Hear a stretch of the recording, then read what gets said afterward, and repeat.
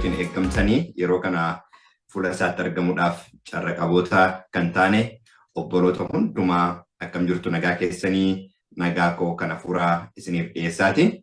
Yeroo kana fuula waaqayyootti akka dhiyaannu dhugaa dubbii macaafa qulqulluu keessaanuu bu'uura amantii Adventistii guyyaa torbaffaa kan 1889 irra deebinee akka laalluuf waaqayyo haala nu mijeesseetiin jedhe. Kanaaf guddaa waaqayyoon galateeffanneetiin jenna. Maqaan isaa bara amma baraatti kan eebbifame haa ta'u. Amma immoo kallattiidhaan gara sagantaa keenyaatti deebineetiin jenna. Kutaa lammaffaadhaan dhaqatiin laallu.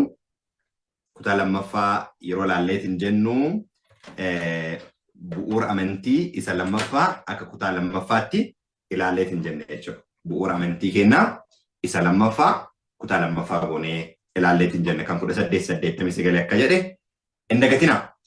Toleen yeroo kana laalleetiin jennu bu'uurri amantii amma jiruu fi kan 1889 ture maal akka fakkaatu wal bira qabnee akka laalluu fi karama kanaan gara qo'annaatti hunduma keessanuu affeeruudhaaf jechuudha. Tole baay'ee gaarii. Amma immoo gara sagantaa keenyatti kallattiidhaan yeroo seenneetiin jennu dursa kadhaadhaan jalqabneetiin jennu. Waaqayyo inni gargaaraa keenya ta'e ammallee akka inni nu dursuu fi dursinee kadhaadhaan fuula waaqayyootti dhiyaanneetiin jenna. Isinillee hundumtinuu iddoo jirtanitti kadhaadhaan fuula waaqayyootti yeroo dhiyaattaniitiin jettanii anillee asiin jilbifadheen fuula waaqayyootti dhiyaadhaa kadhannee sagantaa keenya jalqabna. Guddaas galateeffanna waaqayyo abbaa keenya. Carraa jiraachuu karaa kee arganneef guddaa garaan keenya sitti gammada galanni si haa ga'u. Ammallee dhugaa dubbii keetii nu barsiisi. Ofii keenyatti diinatti si dabarsitee nu kenne.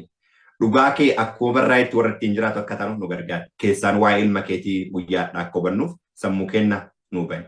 Afurri keenya afura kee wajjin akka walii galuuf nu gargaara. Maqaa tokko ilma kee isa ittiin biyya lafaa jaalatteen si kadhanna yaa abbaa. Ameen. Sorry.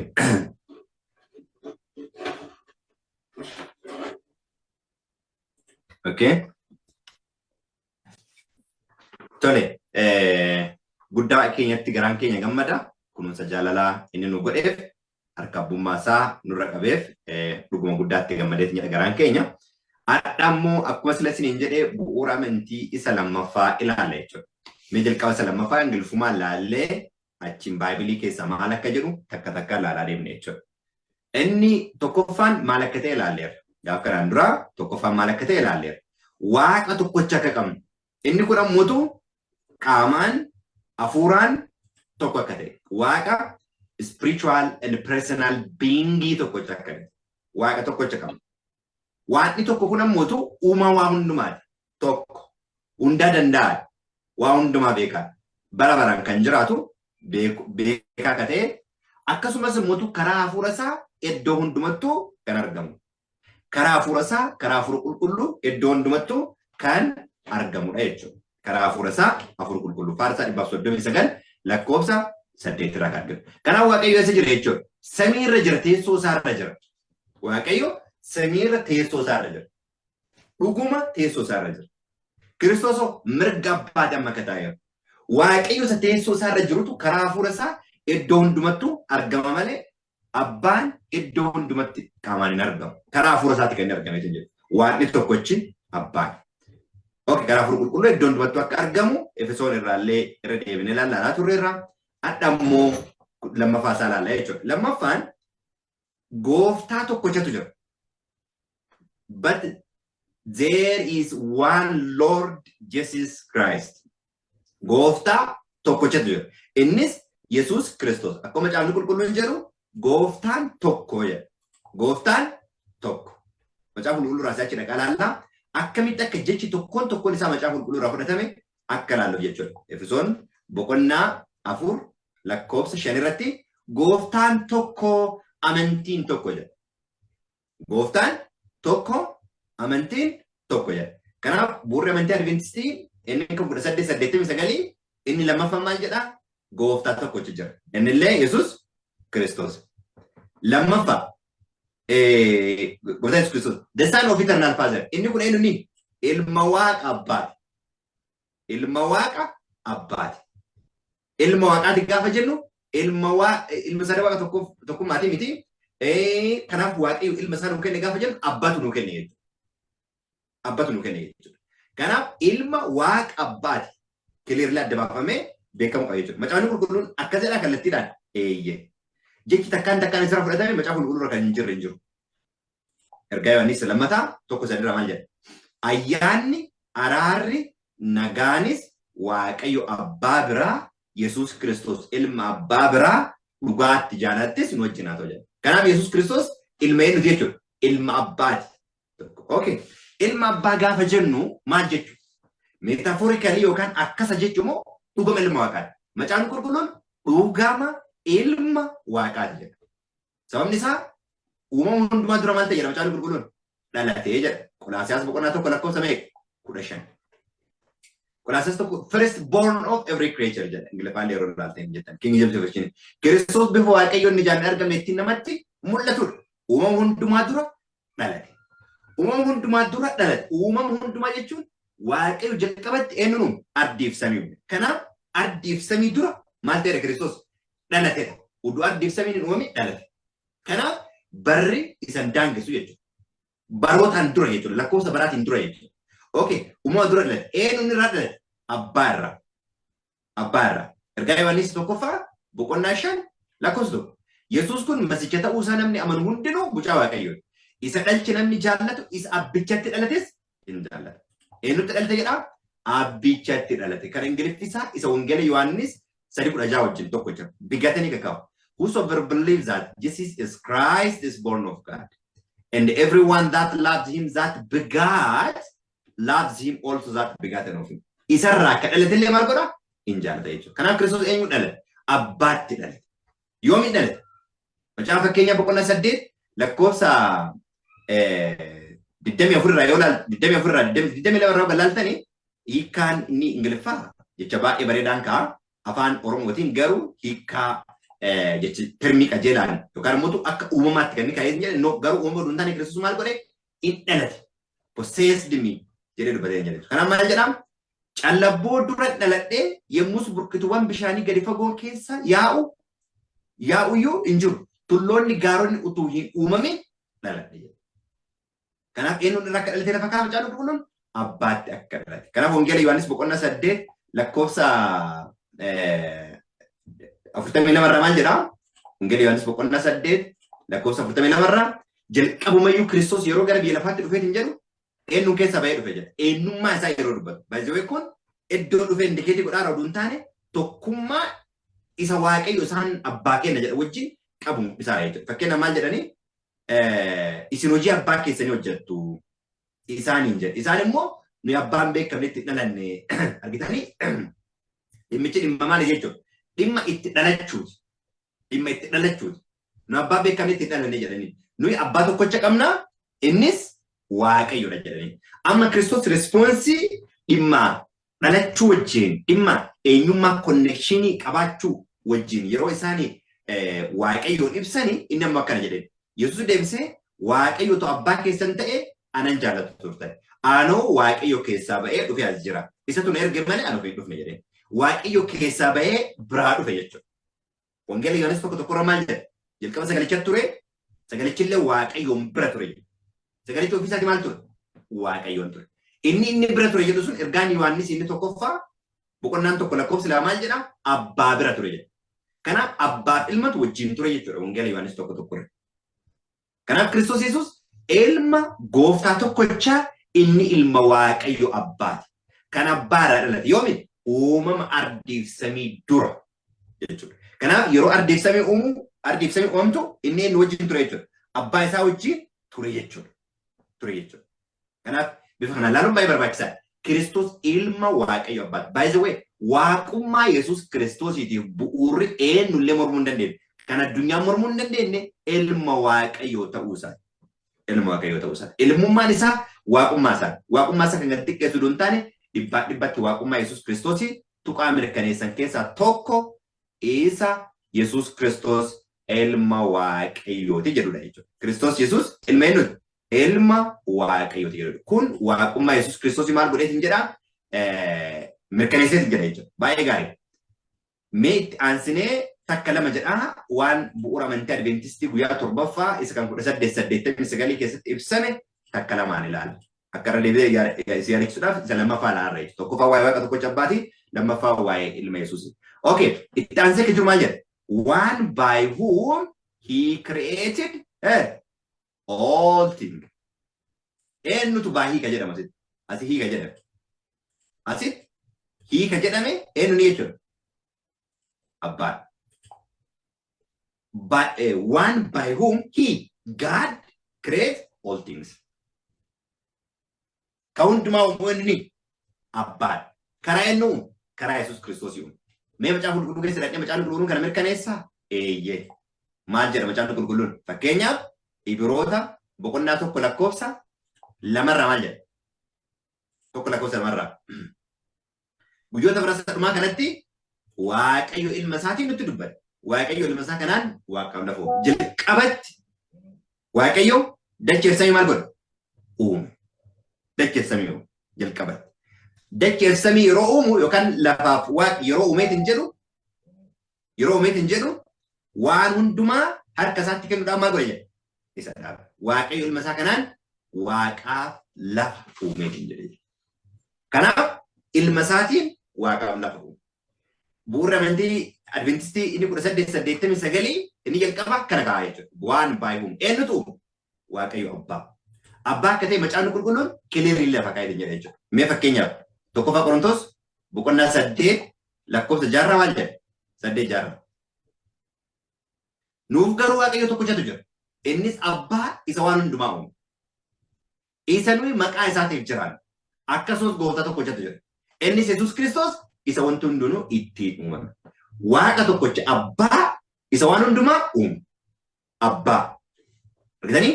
Nuuf garuu Waaqayyo tokkicha jira. Innis maalidha jedha macaafni qulqulluun? Abbaadha jedha.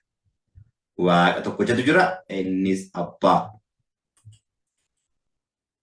Innis abbaa. Abbaa.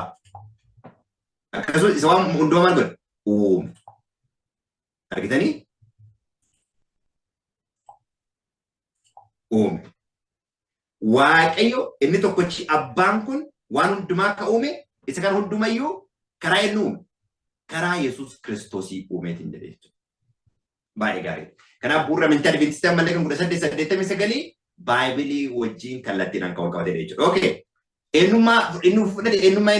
Eenyummaa sanyii Abrahaamiti. Seed of Abraham. Kanaaf eenyummaa Maariyaam irraa maal ta'e jechuudha Kiristoos qooddateera jechuudha. Namummaa Maariyaam qooddateera jechuudha. Waan hundumaanuu nama fakkaate yookaan ammoo nama ta'e jedha. Macaafni qulqulluun Ibroota boqonnaa 4 lakkoofsa 12-13 irratti ilaallee jennaan 14 irratti egaa hangafa lubootaa isa guddicha bantii Waaqaa keessaa darbe Yesuus ilma Waaqayyo erga qabaanne beeksisa amantii keenya jabeessinee qaban. Cubbutu irra dhabe malee hangafa lubaa isa karaa hundumaan akka keenya qorame qaba. Qoramuu qofa miti.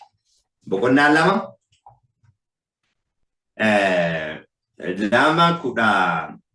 2:4-15 irraallee maal jedhaa? Ijoollonni kun fooniif dhiigaan akkuma ta'anii inni obboloota koo jedhee isaan waamu kunis akkuma isaanii ta'e du'a isaatiin seexana isa humna du'aa qabu balleessuuf nama ta'e jedha. Yesuus Kiristoos. Kanaaf dhiigaaf fooniin nurraa maal godheetiin jedhee? Hirmaateetiin jedhee jechuudha. Okay, seed of Abraham for redemption of our fellow race that he dwell among men. He dwell among men. Namoota gidduu maal godhe? Buufate. Macaafni qulqulluun maal jedha? Macaafni qulqulluu Wangeela Yohaannis 1:14 irraa. Wangeela Yohaannis boqonnaa 1 lakkoofsa 14 irraa yoo ilaaltan maal jedhaa? Sagalichi nama foonii ta'ee nu gidduu buufate. Ulfina isaa isa ayyaanaaf dhugaadhaan guute argina. Ulfinni isaas isa ilmi tokkichi abbaa isaa irraa argatu ture.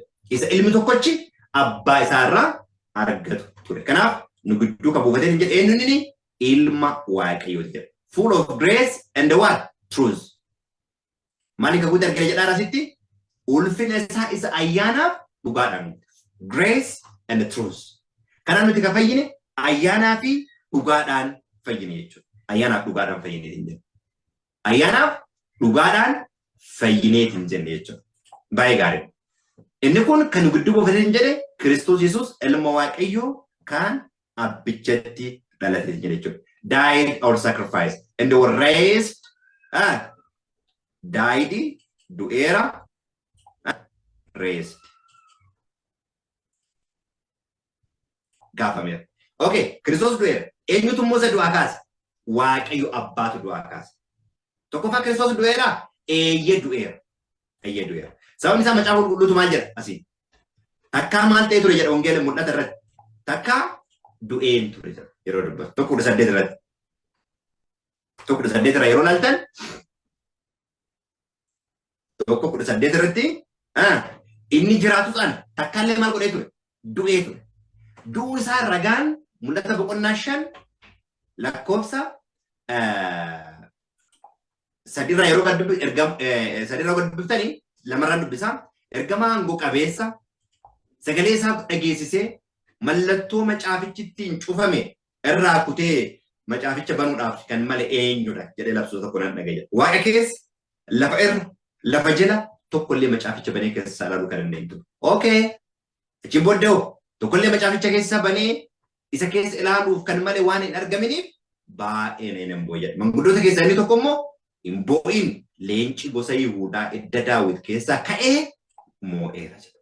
Moo'eera jechuun kanaan dura maal ta'e ture jechuudha? Du'ee ture jechuudha. Du'eera jechuun bakka du'eera. Seenaan isaa maal ta'eera yeroo saniif uumama wanti beekamu tokkollee hin jiru du'eera jechuudha. Waaqa keessa illee ture, lafarra illee ture, lafa keessa illee ture jedha waan ta'eef. Kanaaf takka illee du'e ture. Isa du'e kana immoo eenyutu du'aa kaase? Yeroo baay'ee caqasuu yoo danda'e illee garuu Galaataa boqonnaa 1:1 irratti maal jedha? Annu Phaawulos namoota biraa yookiis karaa nama tokkootu hin ta'ini Yesuus Kiristoosiin Waaqayyo abbaa isa Kiristoos du'aa kaaseen ergame jedha. Kanaaf Kiristoos eenyutu du'aa kaase? Waaqayyo abbaadha. Wangeela Yohaannis boqonnaa 10 lakkoofsa 17-18 irratti ani ofuma kootii nan kenna ofii kootii deebiin fudhadha jedha. Lubbuu koo eenyullee anarraa maal hin godhu jedha. Hin fudhatu jedha. Ofii kootii nan kenna deebiin nan fudhadha. Kana kan aboo qabu eenyuuni? Waaqummaa qofa akka ta'e lafa kaa'a. Garuu eenyu irraa fudhadha jedha aboo kanan. Maal jedha? Lubbuu koo dabarsee deebisee fudhachuudhaaf dabarsee waan nan kennuuf abbaan koo na jaallata. Dabarsee waan kennuuf kan jedhu hin du'a jechuudha. Abbaa koo hafuura koo adaraas kennu jedha. Hin du'i jechuudha Kiristoos. Exactly du'i. Du'a isa sirrii. Omtu nu lubbuu koo ana dura maal hin godhu? Hin fudhatu. Anumatu ofii kootiif kenna malee kenneera jechuudha. Anu lubbuu koo dabarsee waan nan kennu ammoo deebisee fudhachuudhaaf aboo qaba. Abboomii kana immoo abbaa koo biraa maal godhe jedha? Fudhadhe jedha. Abbaa koo biraa maal godhe? Fudhadhe jedha. Kanaaf Kiristoos aboo abbaan qabu hundumayyuu qaba. Kan abbaa hundinuu kan kooti jedha waan ta'eef. Wangeela Yohaannis boqonnaa 17 irraa jechuudha. Garuu aboo hundumayyuu eenyu irraa fudhate garuu abbaa isaa irraa akka inni fudhatee hin jedhee argineet hin jenne jechuudha. Baay'ee gaarii.